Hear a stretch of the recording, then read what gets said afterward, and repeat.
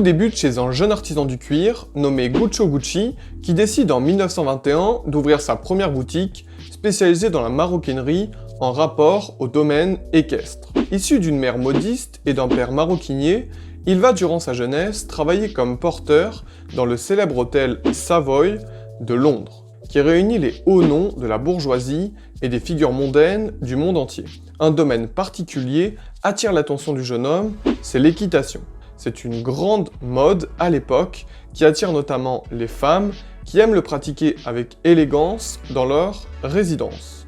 Guccio a donc un projet, importer le raffinement anglais en Italie.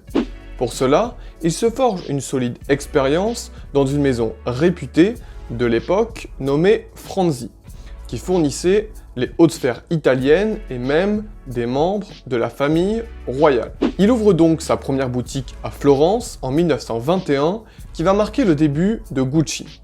Les produits se caractérisent par une finition particulière, faite de boucles nommées morses, servant à maîtriser la chevauchée du cheval, ainsi que des pièces finement assemblées. L'entreprise a du mal à décoller, dû notamment à cette période difficile d'après-guerre et aux tensions politiques internes dans le pays, avec la présence notoire de Mussolini qui ne facilite pas les affaires. Monsieur Gucci prend donc la décision d'élargir sa gamme de produits avec des bases fortes, en proposant des ceintures, des gants ou encore des chaussures qui vont marquer le début du succès. Cela permet à Gucci de diversifier sa gamme de produits et de sortir du pur aspect sportif en allant chercher une nouvelle clientèle bien plus large.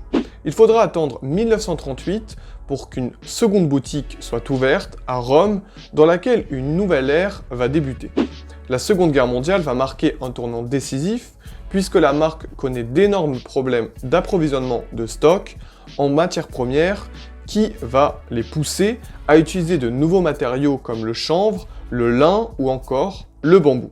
Suite à de nombreux essais concluants, un produit iconique va naître en 1947, nommé le sac bambou, qui devient rapidement un succès planétaire porté par les nombreuses célébrités féminines du monde entier, comme Grace Kelly ou encore Elizabeth Taylor. Ce sac va définitivement propulser la marque parmi les plus grandes et s'installer dans la mode, notamment dans les années 60. En 1953, Guccio Gucci décède, ce qui va provoquer une véritable guerre familiale pour décider de qui prendra la relève de l'enseigne.